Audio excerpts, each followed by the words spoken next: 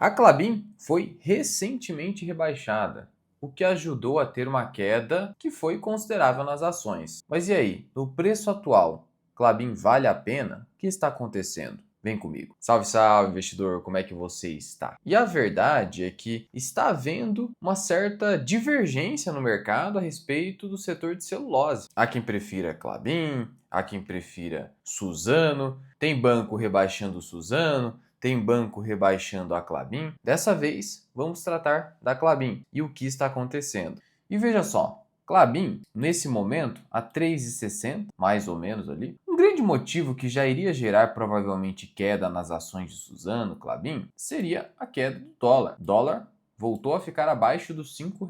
Isso por si só já faz o mercado bater nessas ações. Porque a gente sabe que essas ações ganham mais dinheiro com o dólar mais forte. As units da Klabin ficaram abaixo dos R$ 18.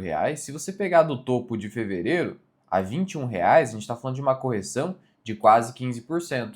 Uma correção fortinha. As preferenciais da Klabin também caíram mais ou menos esse patamar. E o JP Morgan ajudou a gerar essa queda toda. Rebaixou a recomendação da Klabin e cortou o preço-alvo. A recomendação que antes era de compra, agora é neutra. O preço foi cortado de 26 para 22, as units. Veja só, os bancos corretoras, eles não analisam ações ilíquidas ou de menor liquidez. As ações preferenciais da Klabin, elas possuem uma liquidez muito menor que as units. Por isso que a recomendação sempre é voltada para as units. Entenda isso. E aí você que tem ações preferenciais eventualmente precisa fazer uma adaptação. De todo modo, 22 ainda tem um potencial de valorização, porque as ações da Klabin estão a R$ 18, como a gente viu. Mas é o que eu já disse em outro vídeo relacionado ao Banco do Brasil. A recomendação é neutra porque a margem de segurança é baixa e principalmente porque para o ano corrente não haveria boa perspectiva naquela ação. E aí o banco, corretora, vai lá e diz que é neutra a recomendação. E nos motivos, o JP Morgan, que é o maior banco de investimento do mundo, ele disse o seguinte, os recentes ganhos de preço sustentados por oferta mais apertada e inflação de custos começam a enfrentar resistência diante da mudança de sentimento global e do aumento de incertezas, com destaque para os riscos geopolíticos associados ao conflito no Oriente Médio. Segundo os analistas, a tensão elevou a cautela dos compradores, especialmente na China, que é o grande comprador de celulose, e deslocou as negociações para riscos de frete e de insumos, o que limita a disposição para absorver novas altas. Isso aqui é importante porque a China já produz muita madeira e celulose, então ela poderia elevar a capacidade interna para não fazer importação. Nesse cenário, a Klabin perdeu espaço por combinar ventos contrários em preço de celulose de fibra longa, aqui é aquela fibra mais resistente, produzida a partir de pinos, com ausência de catalisadores no curto prazo, sobretudo a unidade de papel. Embora o JP Morgan veja desempenho operacional balanceado e sólido, isso aqui a gente viu no último resultado da Klabin. Na verdade, no ano de 2025 como um todo, a Klabin tem um resultado bem equilibrado, o que faz com que ela seja bastante resiliente mesmo no cenário adverso como é atualmente o cenário de papel e celulose. Mas na visão de JP Morgan, tudo isso já estaria no preço. E aí, o JP Morgan manteve a Suzano como a top do setor. E olha só que interessante, olha a divergência que eu falei aqui. Ainda nesse mês, o que o BOFA fez? Rebaixou a Suzano com preço mais baixo para a celulose. Só nesse dia, a ação caiu 6%. E na visão de JP Morgan, a aposta, como colocou aqui, traz um risco-retorno mais atrativo e valuation mais atrativo, com a empresa negociando ao indicador V sobre EBITDA 2026 de 5,2 vezes, que é um indicador bem baixo, né? Abaixo de 6 vezes é bem baixo. De todo modo, o preço-alvo até de Suzano foi rebaixado para R$ 74, mas ainda mantendo recomendação de compra. Enquanto que no caso do Bank of America, rebaixou a Suzano de compra para neutro. E o que eu quero te passar aqui a respeito da Klabin é o seguinte: o primeiro trimestre de 2025 costuma ser um trimestre mais ou menos para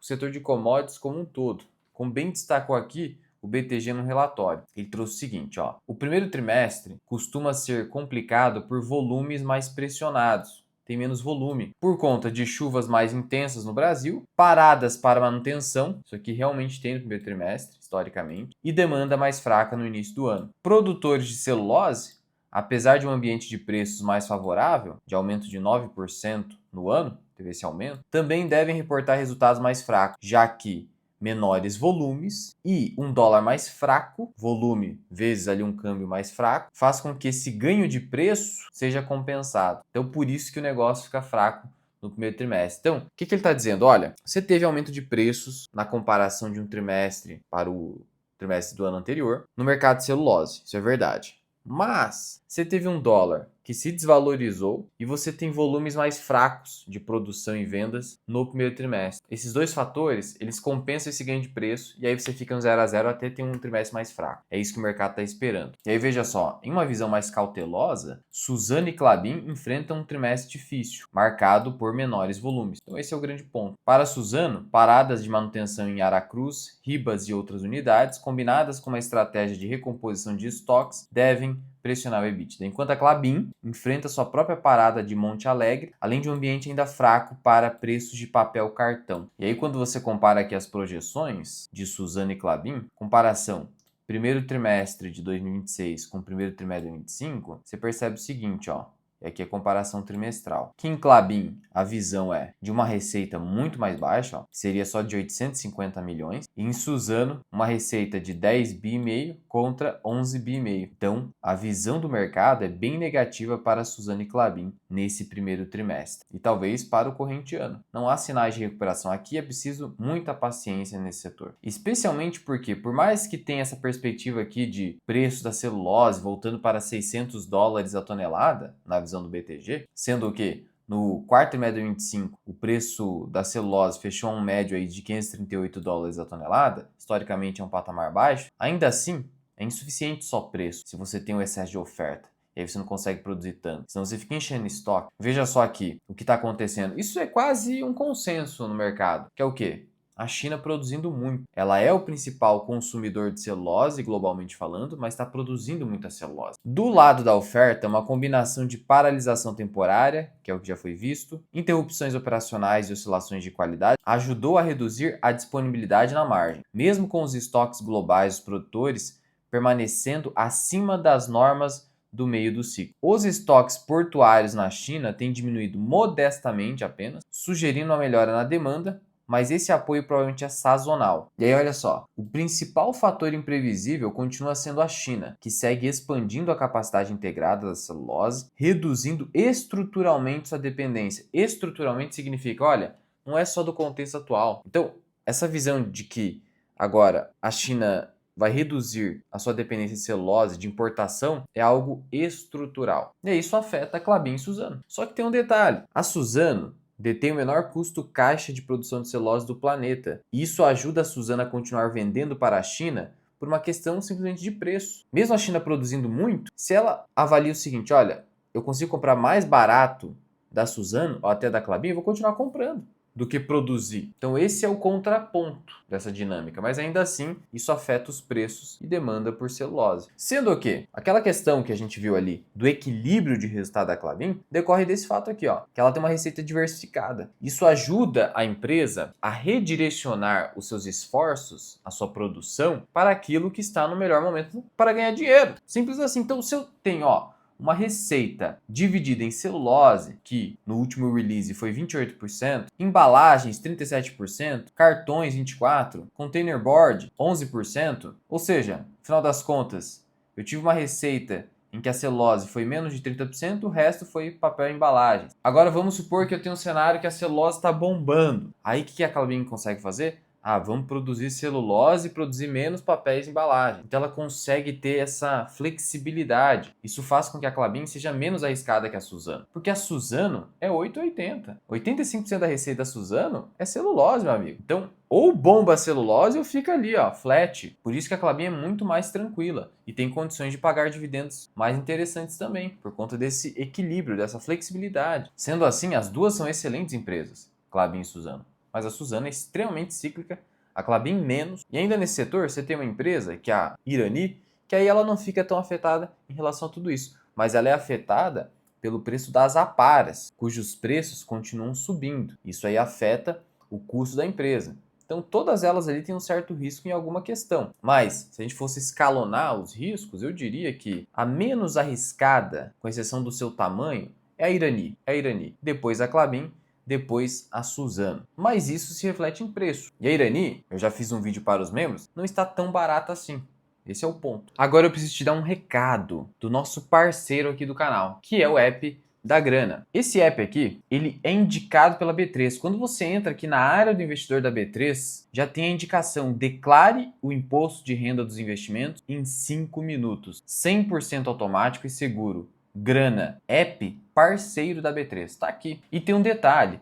Por mais que você possa extrair aqui relatórios de imposto de renda aqui do site da B3, esses relatórios são insuficientes para a declaração do imposto. Tanto os relatórios que você tira aqui do site da B3, quanto os relatórios que estão na corretora, os informes de rendimento, porque eles não trazem preços médios. E os preços médios são indispensáveis para você inserir na declaração do imposto de renda, lá na seção de bens e direitos, o cuja aquisição. Então isso você não tem com esses relatórios. Nem mesmo a declaração pré-preenchida da Receita traz todas as informações. Por isso, se você quer automatizar a declaração do imposto e evitar a malha fina, você precisa conhecer e testar o aplicativo da Grana, que eu vou te mostrar como é que funciona. E aqui está o meu aplicativo da Grana Capital. Tá vendo aqui esse botão declaração? Preenchimento automático.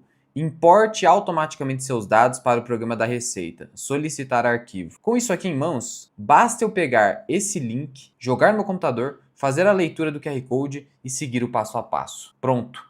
Você faz sua declaração do imposto de renda em menos de 5 minutos, com essa segurança da indicação da B3 e sem perigo de cair na malha fina. Todos os clientes do Grana nunca caíram na malha fina. Sendo assim, pare de ficar se preocupando com regras complexas ou mesmo se arriscando à toa. Siga esse passo a passo que é simples e resolva o problema do imposto de renda da Bolsa de Valores. Aqui pega tudo: ações, ETFs, opções, mercado a termo, tudo que você precisa no aplicativo de imposto de renda. O link está na descrição, no primeiro comentário fixado e QR Code na tela. E utilize o cupom MIRAI para você receber um belo desconto. Mas Luan, qual o resumo da ópera? Klabin, nesse preço, está bacana? Olha, está, mas é preciso muita paciência. Porque nesse cenário, a dívida continua alta, 3 vezes EBITDA, dólar em queda, celulose com preço muito imprevisível, com esse temor de menor dependência estrutural da China por celulose, são diversos fatores de risco. Por isso, o tamanho da alocação tem que ser um tamanho ali controlado. Mas sim, continua sendo uma boa empresa, passou muito pelo efeito Linde, pelo teste do tempo, mas que hoje tem baixa condição de remunerar bem o acionista, tanto o Klabin quanto o Suzano. Então você precisa entender isso e na estruturação da sua carteira, identificar se cabe uma ação como essa no portfólio, se tem espaço para isso, porque você não sabe quando. O tempo é um fator muito importante, porque vamos supor que leve pelo menos de 3 a 5 anos para que o mercado de celulose tenha um respiro e essas empresas voltem a ganhar dinheiro com um dólar um pouco mais forte. E aí, você tem condição de colocar muito dinheiro para ser mal remunerado nesse período, durante 5 anos, com taxa de juros nesse patamar, outros ativos se valorizando, pagando altos dividendos.